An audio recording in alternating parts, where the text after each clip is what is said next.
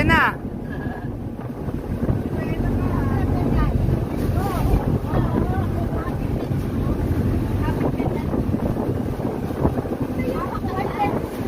Dito naman po yung tinatawag nila na Sea Turtle Island. Naman yung sa farm po.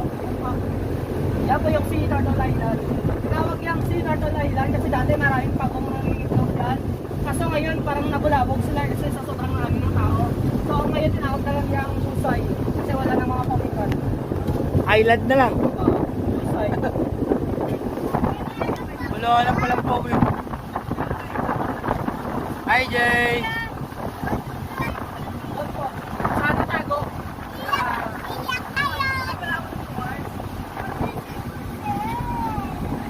Ayan, mga tropa. Nag-island hopping pa tayo. May turong yun na tayo. Mga tropa. Ayan, oh. Ganda.